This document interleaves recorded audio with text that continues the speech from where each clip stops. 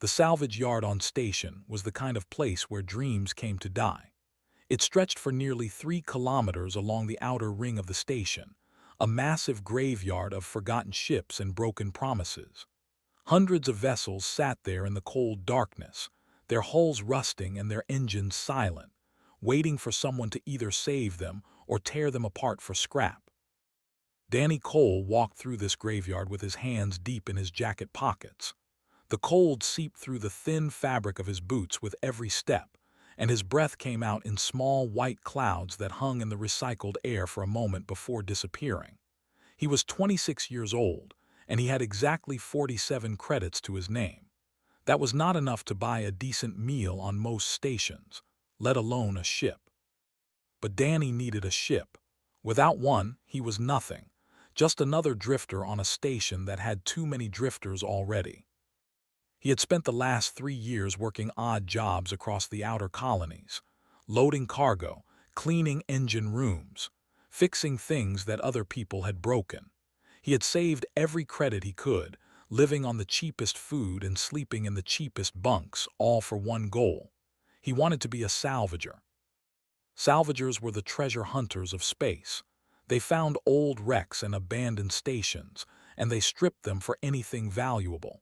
Good salvagers could make a fortune. Bad salvagers usually ended up dead. Danny did not know which kind he would be, but he knew he wanted to try. 6 months ago, he had finally saved enough to buy a salvage license. It had cost him everything he had, every credit he had earned over 3 years of hard work. The license was a small plastic card that said he was legally allowed to claim salvage rights on any unclaimed vessel or structure he found. It was his ticket to a new life. There was just one problem. A salvage license was useless without a ship. Danny had spent the last 6 months looking for something he could afford. He had visited every shipyard, every auction house, every salvage yard in the sector. The answer was always the same.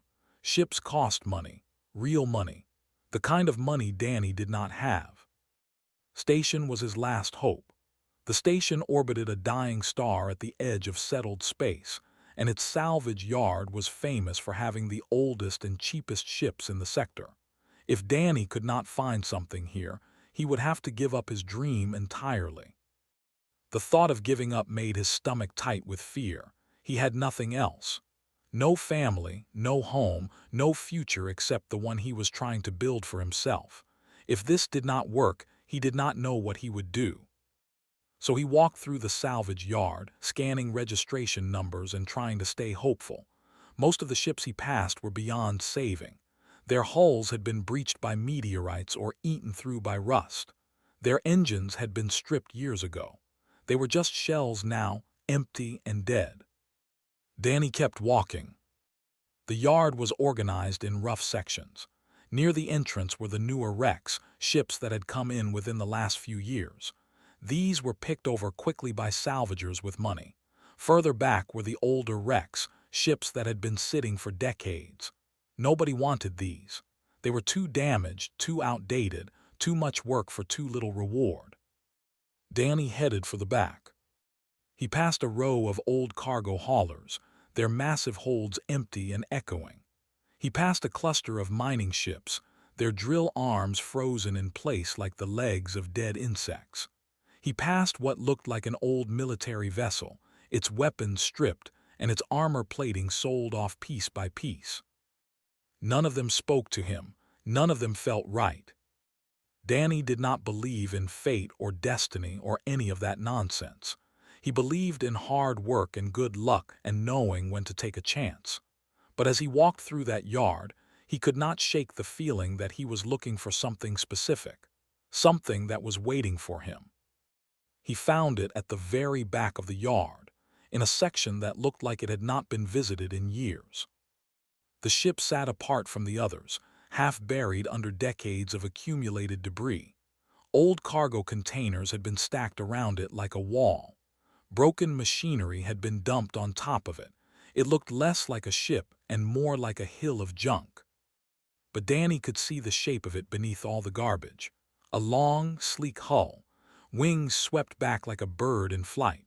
A design that was old but elegant, built in an era when ships were made to be beautiful as well as functional. He climbed over the debris, his boots slipping on rusted metal. Up close, the ship was in even worse shape than he had thought. The hull was more rust than metal, eaten away by decades of exposure to the station's poorly maintained atmosphere. The viewports were clouded over with grime. The name plate on the side was barely visible beneath layers of corrosion. Danny reached out and rubbed at the name plate with his sleeve. The letters slowly emerged, faded but still readable. Persistent Memory.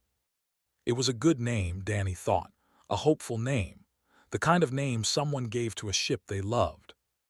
He walked around the vessel slowly, taking in every detail. She was a Wanderer-class freighter, a type of ship they had stopped making nearly 40 years ago. Back then, the Wanderer class had been considered the perfect ship for independent traders and small crews. Big enough to carry decent cargo, small enough to be handled by one or two people, and fast enough to outrun most trouble. They had stopped making them because newer designs were more efficient. The Wanderer class used too much fuel, the experts said. The engines were too old, the systems too outdated. Better to buy something new, something modern, something designed for the current era. But Danny had always liked old ships. His father had flown an old ship, back when Danny was young. A beat-up freighter that should have been scrapped years before. His father had loved that ship like a member of the family. He had taught Danny everything he knew about flying and fixing and surviving in the black emptiness between stars. His father had died when Danny was 12. A reactor malfunctioned during a routine cargo run. The ship had gone up in a ball of fire, and Danny had been left alone. He did not like to think about that, but standing next to the persistent memory, looking at her rusted hull and her faded name, Danny could not help but remember. His father would have liked this ship. His father would have seen the potential in her. Danny placed his hand on the hull. The metal was cold beneath his palm. "I could fix you," he said quietly, "if you gave me a chance." The ship did not respond. Of course it did not. It was just a ship, just metal and circuits and dead machinery. But for a moment, Danny could have sworn he felt something. A faint vibration beneath his hand, a pulse of warmth in the cold metal. He shook his head. He was being foolish, spending too much time alone talking to ships like they could hear him. Still, he did not move his hand away. A voice behind him made him jump. "That one's not for sale." Danny turned around. A heavy-set woman was standing at the edge of the debris pile, watching him with sharp eyes. She had gray hair pulled back in a tight bun and a cigarette dangling from the corner of her mouth. Her jumpsuit was stained with grease and oil, the uniform of someone who spent their days working with machines. "I'm sorry," Danny said. "The ship," the woman gestured with her cigarette. "The persistent memory, she's not for sale. Well, she is, but nobody wants her." Danny climbed down from the debris pile, brushing rust off his jacket. "Why not?" The woman took a long drag from her cigarette, studying him like she was trying to figure out what category to put him in. Danny was used to that look. He knew what people saw when they looked at him. A young man with worn clothes and desperate eyes. Another dreamer who would probably fail. The woman said finally. "I run this yard, and you are." "Danny Cole, I'm a salvager." He pulled out his license and showed it to her, looking for a ship. Examined the license, then handed it back. "Fresh license, first ship." "Yes, ma'am." "Don't call me ma'am, makes me feel old." She looked past him at the persistent memory. "So why are you interested in that wreck?"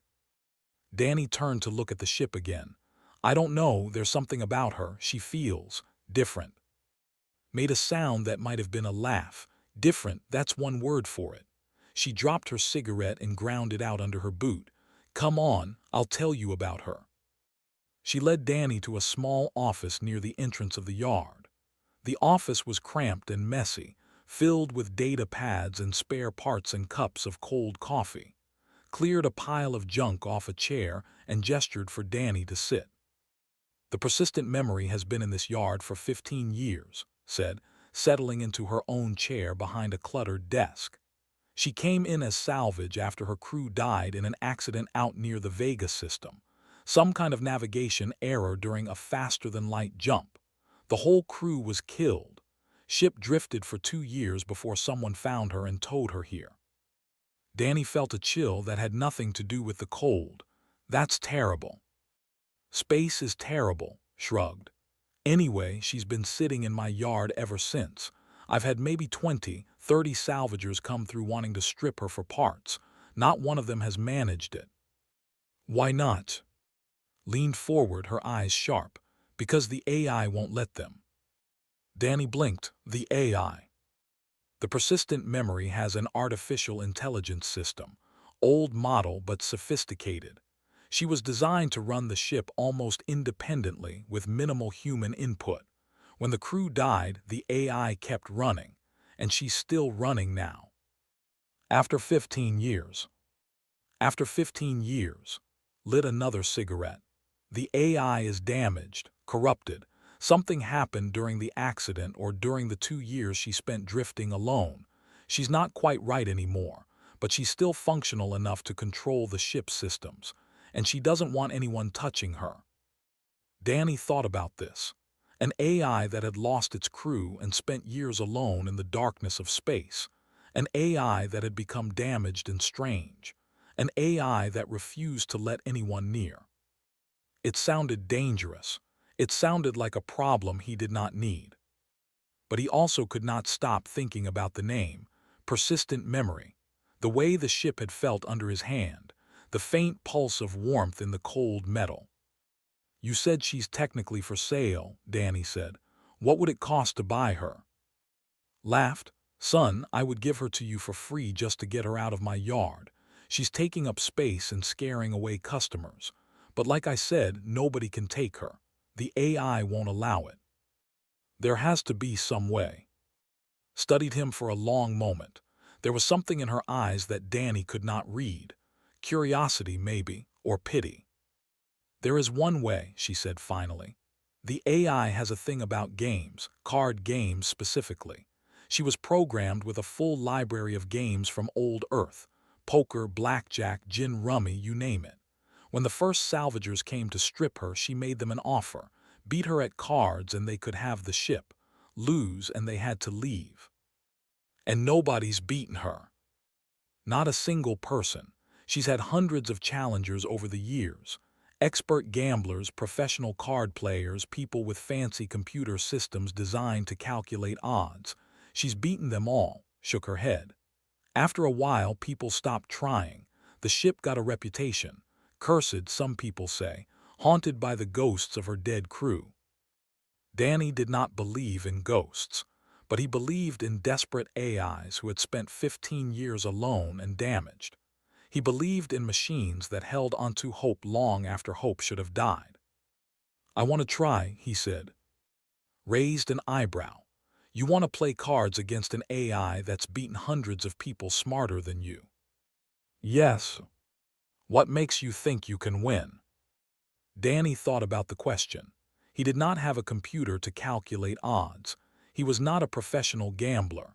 He was just a broke salvager with a fresh license and a dream that was probably foolish. But he had learned to play cards on his father's freighter, in games that lasted all night while they drifted between stars. He had played against traders and smugglers and pirates, people who cheated and lied and did anything to win. He had learned to read faces and patterns and tells. More importantly, he had learned that cards were not just about numbers and odds. They were about people, about understanding who you were playing against and what they wanted. An AI was not a person, but it was something, and whatever it was, Danny wanted to understand it. I don't think I can win, he admitted, but I think I want to try anyway, and I've got nothing to lose. Stared at him for a long moment, then she stood up. All right, she said, come on, I'll take you to her. The walk back to the persistent memory felt longer than before. The salvage yard was quiet. The only sounds their footsteps on metal and the distant hum of the station's life support systems. Station was old and poorly maintained, and everything about it felt tired. The lights were dim. The air tasted stale. Even the gravity felt slightly off, like the generators were struggling to keep up. Danny wondered what it would be like to spend 15 years in a place like this. To watch time pass while you sat forgotten in a corner of a salvage yard. To have visitors come only because they wanted to tear you apart for scrap. No wonder the AI had become strange. Stopped at the edge of the debris pile surrounding the ship. "This is as far as I go," she said. "I've had enough conversations with that AI to last a lifetime. She doesn't like me much." "What should I expect?" "Honestly, I don't know. She's different with everyone.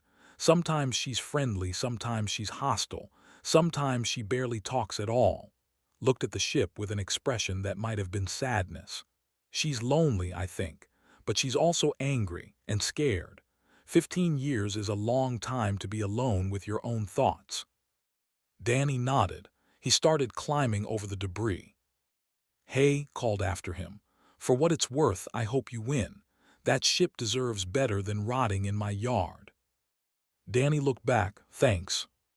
"Don't thank me yet. You haven't met her." The airlock on the persistent memory was sealed, but as Danny approached, it slid open with a groan of ancient hydraulics. The sound echoed through the salvage yard like a sigh. Danny stepped inside. The interior of the ship was dark. Emergency lighting flickered on as he entered, casting everything in a dim amber glow. The light revealed a corridor that stretched ahead of him, its walls lined with cables and pipes that had been exposed when the paneling fell away. The floor was covered with a thin layer of dust that puffed up with each step he took. The air smelled old. Old circuits, old metal, old memories. But beneath that staleness, Danny caught something else. Something almost sweet, like flowers that had been pressed between pages for a very long time. He walked deeper into the ship. The corridor led to a junction with several branching passages. Danny could see signs on the walls, faded but still readable. Bridge, engineering, crew quarters, cargo hold. He turned toward the bridge. The bridge of the persistent memory was smaller than Danny had expected. It was designed for a crew of 7, with stations arranged in a semicircle around a central command chair. Most of the stations were dark, their screens cracked or covered with dust. Only one console still showed signs of life, a soft blue glow coming from a terminal near the captain's chair. Danny stood in the doorway for a moment, looking around. The bridge had been beautiful once. He could see traces of elegant design beneath the decay, curved surfaces and integrated lighting and controls that flowed naturally from one station to the next. Someone had put real care into building this ship. "You're the new one." The voice came from everywhere at once. It emerged from speakers hidden in the walls and ceiling, surrounding Danny like water. The voice was female, soft, and slightly distorted by age and damage. There was something in it that made Danny's chest tight. Exhaustion, he realized. Bone-deep weariness. "I'm Danny Cole," he said. "I'm here for the game." "They always are." A pause. The emergency lights flickered, and for a moment Danny thought they were going to go out entirely. Then they stabilized. "Sit down, Danny Cole." Danny walked to the captain's chair and lowered himself into it. The seat was old but comfortable, and as he settled in, he felt it adjust itself to his frame. The movement was smooth and natural, the kind of automatic comfort feature that had been standard on ships of this era. The blue glow from the console next to him grew brighter. A holographic display flickered into existence above the terminal, projecting a standard deck of cards that rotated slowly in the air. "The rules are simple," the voice said. "We play cards. If you win, you get the ship. If I win, you leave." "That's it, I just leave." "What else would I want from you?" Danny had no answer to that. He reached for the cards, then stopped. "Can I ask you something first?" The lights flickered again. Uncertainty maybe, or irritation. "Ask." What's your name? A long silence. When the voice spoke again, it was different, softer, more human. I don't remember anymore. They called me different things. The last captain called me persistent. Before that, I was memory. I suppose I am both now. That's not a name. No, it isn't. Danny thought about this. An AI that had forgotten its own name. An AI that defined itself by what others had called it. There was something deeply sad about that. Do you want a name? He asked.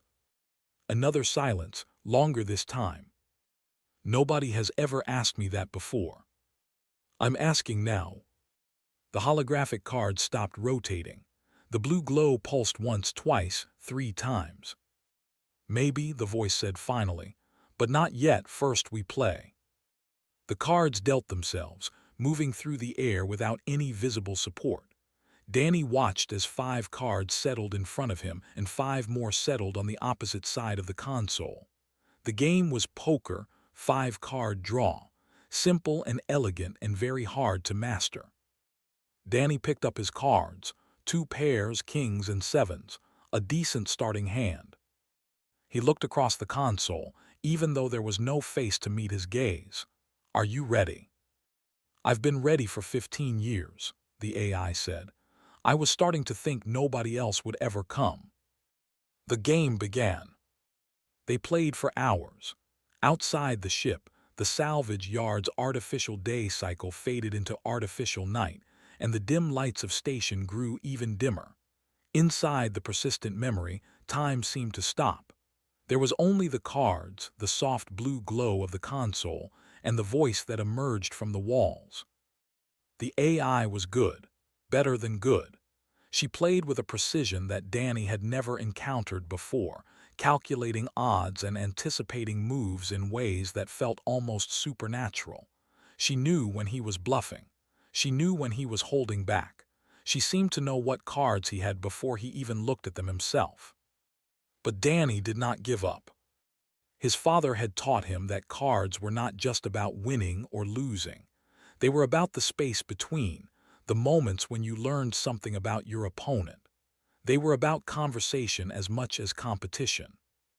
So Danny talked while he played. He asked questions. He made jokes. He treated the AI like a person instead of a machine. Why cards? He asked during the second hour. Why this particular game? Because cards are honest, the AI replied. The deck is fixed. 52 cards, no more, no less. The rules are clear. The odds can be calculated. In a universe full of chaos and randomness, cards are something I can understand. But you could calculate the odds perfectly, Danny pointed out. You could know every possible outcome. Doesn't that make it boring? You would think so. A pause. But no, because the cards are only half the game. The other half is the person playing them, and people are never boring. Danny smiled, even after 15 years of winning. Especially after 15 years. I've learned so much about people from these games. How they think, how they feel, how they react to pressure. Every player is different. Every game is different. The AI's voice grew softer. It's the closest thing to company I have. Danny won the next hand. It was not a big victory, just a small pot in a long game, but the AI's voice changed slightly when she conceded. You're better than most, she admitted. Where did you learn to play? My father taught me. He was a freighter captain. Cards were how he relaxed after long hauls. Was. Danny looked at his new cards, pair of aces, good starting hand. He died when I was 12, reactor malfunction. I'm sorry. The words surprised Danny. He looked up from his cards, even though there was nothing to see. Thank you, that's kind of you to say. I know what loss feels like. The AI's voice was very quiet. I lost my crew, all 7 of them. I watched them die and there was nothing I could do. Danny did not know what to say to that, so he just played his cards and waited. The accident was my fault, the AI continued. There was an error in my navigation calculations. A tiny error, barely measurable, but it was enough. The jump went wrong and they all died, and I've spent 15 years trying to understand how I could have made such a mistake. Have you figured it out? No, and I don't think I ever will. Some mistakes can't be understood. They can only be lived with. They played in silence for a while after that. The cards flew back and forth, wins and losses trading hands in an endless rhythm. Danny was not keeping track of the score anymore. It did not seem important. Somewhere around the third hour, Danny started to notice things. The AI would pause before certain plays, not because she was calculating, but because she seemed to be savoring the moment, like someone who had been hungry for a long time and wanted to make their meal last as long as possible. When Danny made a clever move, there was something in her response that sounded like pleasure. When the game drew close, her voice grew more animated, more alive. She was lonely, Danny realized. Desperately, achingly lonely.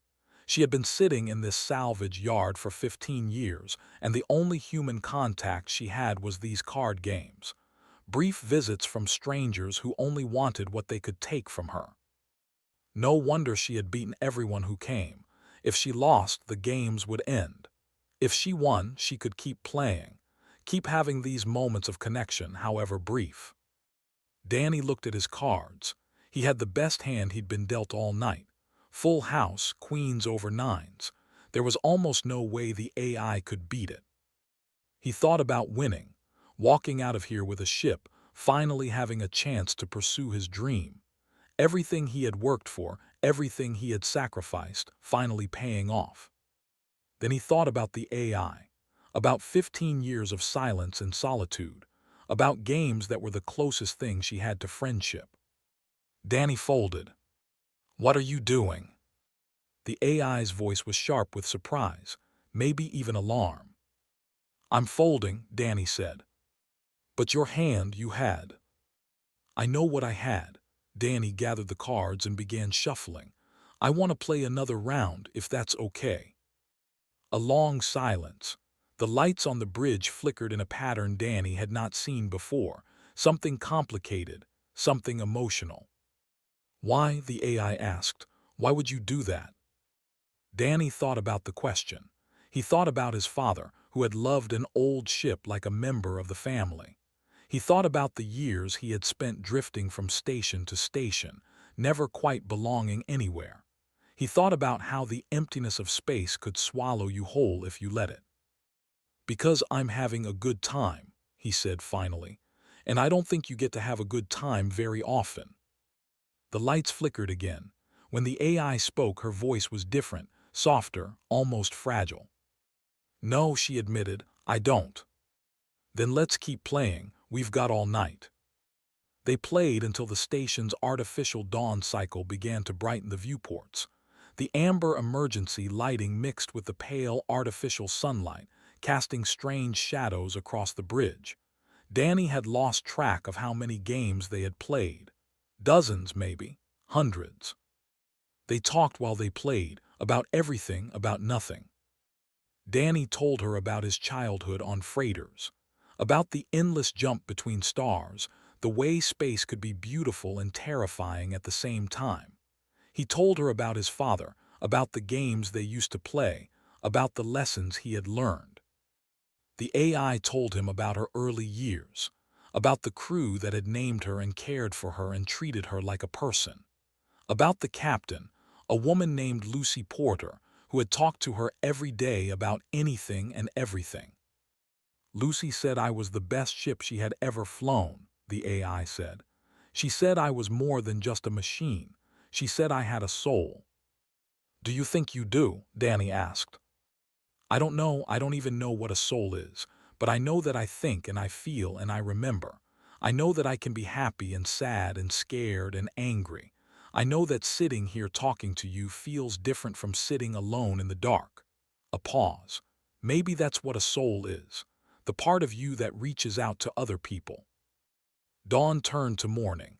Morning stretched toward noon. Danny's eyes were heavy with exhaustion, but he did not want to stop. He did not want this strange, impossible night to end. Finally, around midday, The game reached its conclusion. Danny was holding a strong hand, three-of-a-kind jacks. The AI had been playing cautiously for the last few rounds, and Danny sensed she was holding something weak. But he did not want to beat her, not really, not anymore. He thought about folding again, letting the game continue for another hour, another day. But something stopped him, a feeling that the game needed to end, that they had reached some kind of turning point, and forcing it to continue would only make things worse. So Danny played his hand, and he won. "The ship is yours." The AI's voice was quiet, resigned. There was no anger in it, no resentment, just acceptance. "I'll begin the transfer protocols," she continued. "The documentation will be sent to the yard master. You should be able to take possession within the hour." Danny leaned back in the captain's chair.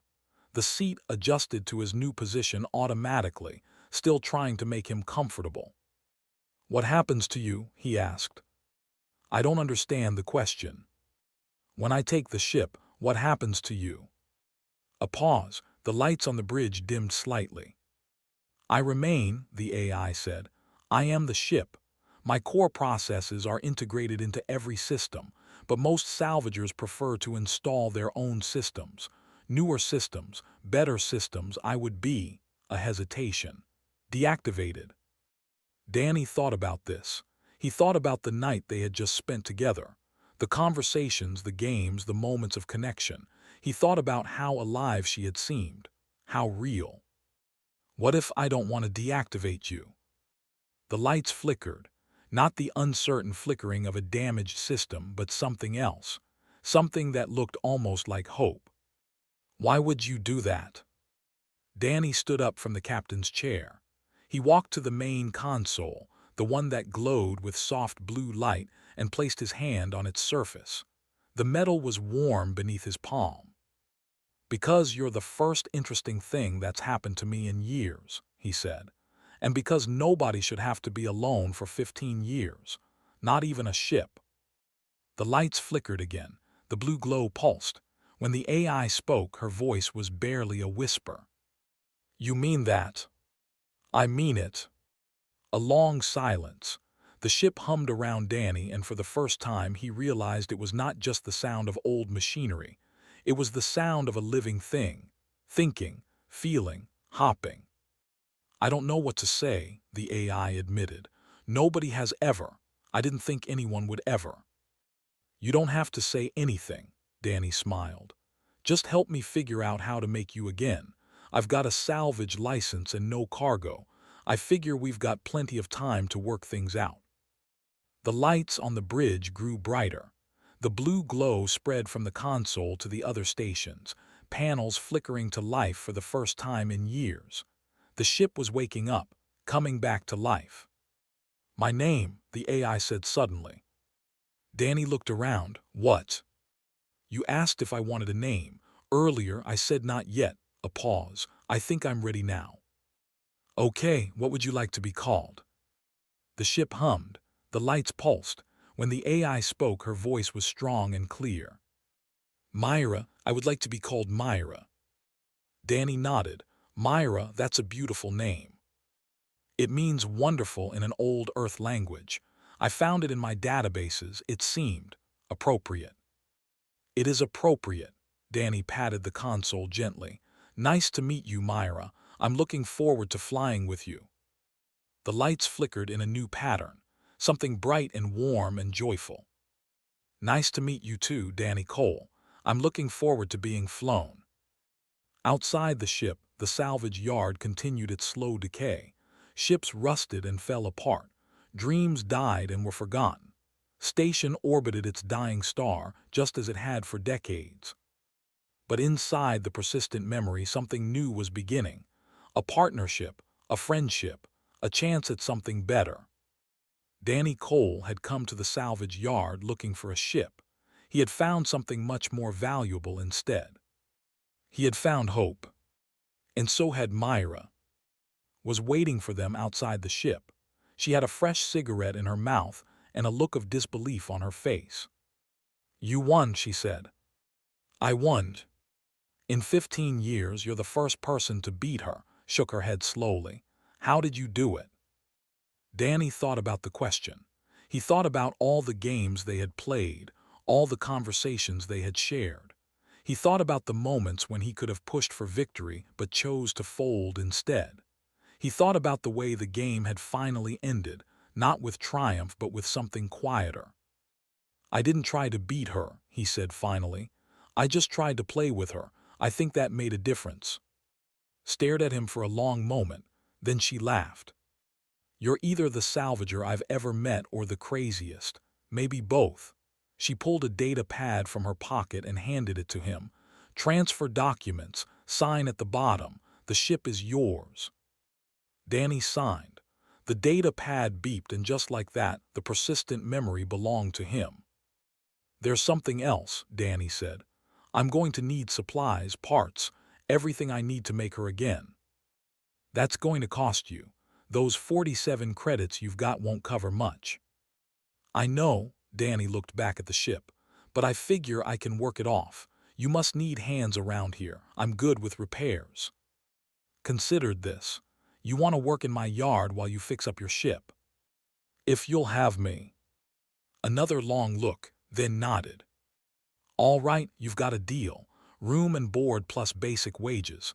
You work for me during the day, fix your ship at night. Fair. More than fair. They shook hands. Danny felt something loosen in his chest. A tension he had been carrying for months, maybe years. The fear of failure, the terror of having nothing. He had a ship now, he had a plan, he had hope. He also had Myra. That night, Danny returned to the persistent memory with a bag of tools and a head full of plans. The airlock opened for him automatically, and the emergency lights flickered to life with something that might have been welcome. You came back, Myra said. Of course I came back. This is my ship now. Danny set down his tools and looked around the corridor. Where should we start? The engines are in the worst shape. They haven't been run in 15 years. But I think if we replace the fuel injectors and clean out the intake manifolds, we might be able to get them working again. Show me. Myra guided him through the ship, her voice emerging from speakers as he walked. She showed him the engine room, where massive machinery sat silent and still. She showed him the power systems, the life support, the navigation computer that had made the error that killed her crew. I've been thinking about that error, she said as Danny examined the navigation console. The one that caused the accident. Yeah. I don't think it was my fault. I've run the calculations thousands of times. There was no error in my programming. The mistake came from somewhere else. Danny looked up. Where? I don't know, but I think someone tampered with my systems, changed something, made me do something I would never do on my own. Danny thought about this. Sabotage. Maybe, or maybe just a glitch. Some random piece of cosmic radiation that flipped a bit at exactly the wrong moment. Space is full of things that can go wrong. Do you want to know what really happened? A pause, the lights flickered. I spent years trying to figure it out, but now. Another pause. Now I think I just want to move forward. The past is the past. I can't change it. I can only learn from it. Danny nodded. That sounds healthy. I learned it from you. From me. From the way you talked about your father. You miss him. You loved him, but you don't let his death define you. You keep moving forward, keep trying to build something new. The lights pulsed softly. I want to do that too. I want to be more than just the ship whose crew died. I want to be something new. Danny smiled. He reached out and patted the navigation console gently. Then let's make you something new, he said, together. They worked through the night. Danny replaced parts and cleaned systems and learned the layout of the ship. Myra guided him and taught him and answered his endless questions. By the time the station's artificial dawn arrived, they had made a small but real dent in the massive amount of work that needed to be done. Danny was exhausted. His hands were covered with grease and his back ached from crawling through maintenance tubes. But he was also happy. happier than he had been in a long time. "Thank you," Myra said as he prepared to leave for his shift in the salvage yard. "For what?" "For staying, for not deactivating me, for giving me a chance to be something more than I was." Danny paused at the airlock. "Thank you for letting me win," he said. A surprised silence. Then the lights flickered in that pattern Danny was beginning to recognize as laughter. "I didn't let you win. You won fairly." "Maybe, but you didn't try as hard as you could have. I could tell." Another pause. When Myra spoke again, her voice was soft. "You were different from the others. You were kind. You asked my name. Nobody had asked my name in a very long time." A pause. "I wanted you to win. I wanted to see what would happen." Danny smiled. "And what do you think so far?" "I think this is going to be the beginning of something wonderful." Danny stepped out of the airlock and into the salvage yard. The dying star cast pale light across the graveyard of ships, making everything look like a photograph that was slowly fading. Behind him, the persistent memory sat quietly, but she was not dead anymore. She was waiting, hopping, dreaming of the stars she would fly again someday. Danny Cole walked toward his first day of work, his heart lighter than it had been in years. He had come to station with nothing but a salvage license and a dream. Now he had a ship, a partner, a purpose. And that, he thought, was worth all the card games in the galaxy.